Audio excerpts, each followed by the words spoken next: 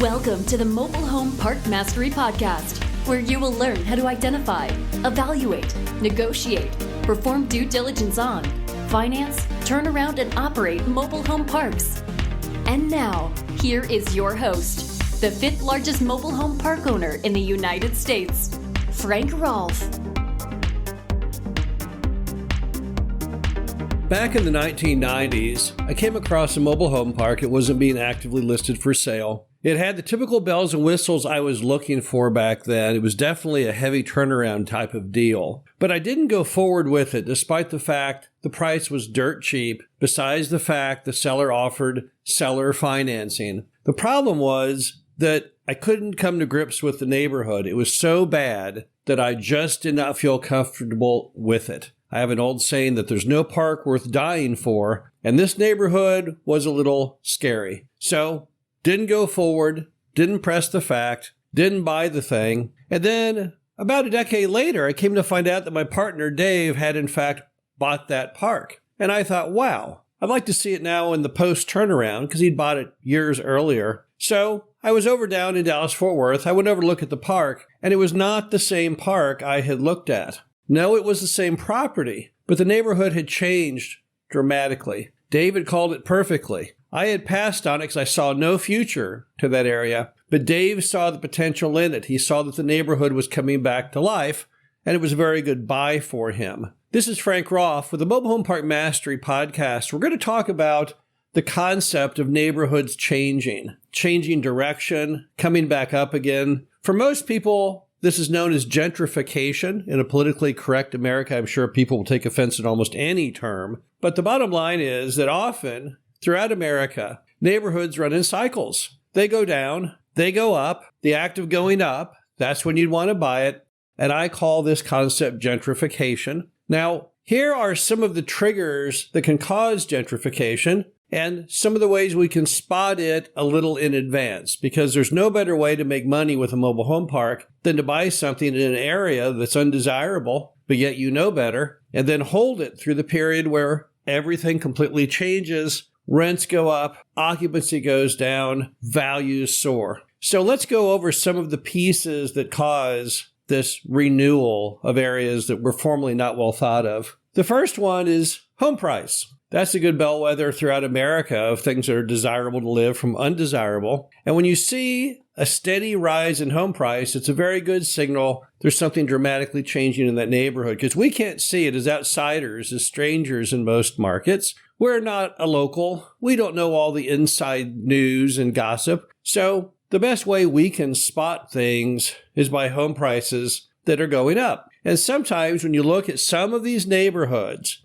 you will see a bright spot in home values against others, even though you are not necessarily on what would be considered the positive side of town. Case in point, we owned a park once in Dupo, Illinois. Now, Dupo is right next to East St. Louis, one of the poorest, most dangerous neighborhoods in all of America. However, Dupo has been on the rise, because even though its proximity is a little sketchy on the approach, when you get in there, it is somewhat separated from the problems of East St. Louis. Physically, there are some buffers. There's a highway. There's a lot of mining activity. And this gives it a little greater value, even though many people would dismiss the whole general area and say, no, I don't want to be on the east side of St. Louis. You will sometimes see these little microcosmic areas that can work, and you'll spot them simply through home price. And you can accomplish that by going to bestplaces.net and just simply putting in these catchphrases,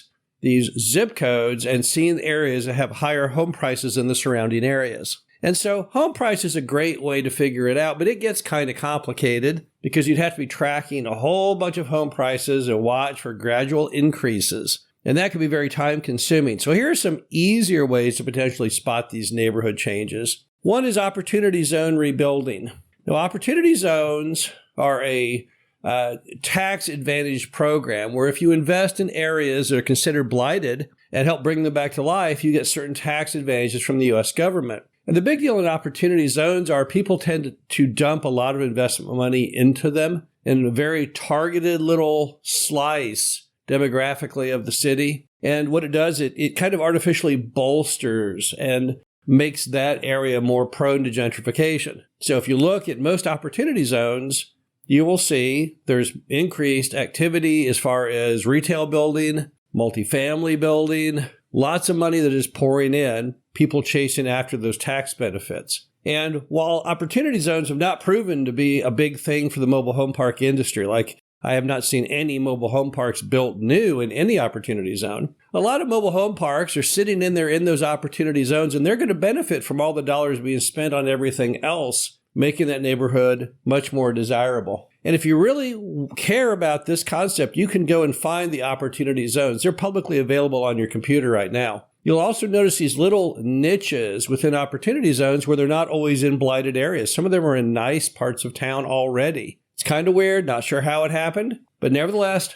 finding opportunity zones in the markets you're interested in, that could be a good bellwether of a future gentrification of that neighborhood. Also, another big one is highway and secondary street road expansion. Now, many people do not realize all the information that is known state, county, and city level is completely available either online or in printed form or just conversationally, because road projects are completely open to public viewing. If you look at how they work, they start off, in fact, with typically public forums with questions to get public input into the original concept of the road expansion or new build. And then that's followed by a general idea of where the road would go, and then buying of right-of-way, and then final plans.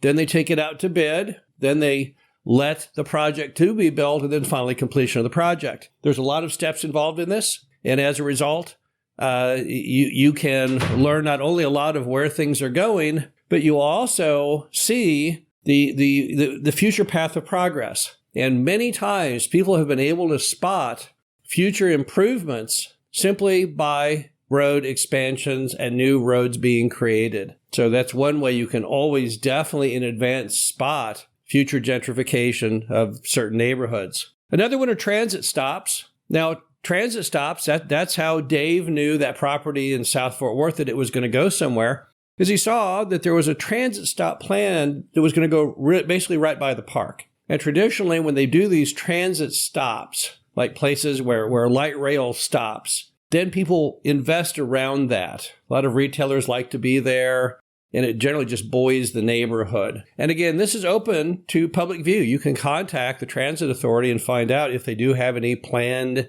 new transit stops and where they would go, so that's fully within your ability to obtain. Also, of course, new factories and plants moving in. Now, the way you would watch for this is by being a very avid reader and follower of all the information from the market. Sometimes these projects are announced very publicly. Sometimes you might have to be a member of the Chamber of Commerce to truly follow it. But, there's nothing that breeds more capital investment in a market than some giant new employer going in. We were lucky enough to own a mobile home park in Kansas City, Kansas on State Avenue back when they were building the Legend Speedway. And for some reason, not a lot of people had caught on to what was going on there. But we sat and watched our rents increase and our values go up, not because of things we were building. We were keeping the park nice and bringing it back to life. But there was this giant employment driver just down the street. This huge NASCAR track, 1 million square foot mall went in, a casino went in, hotels went in.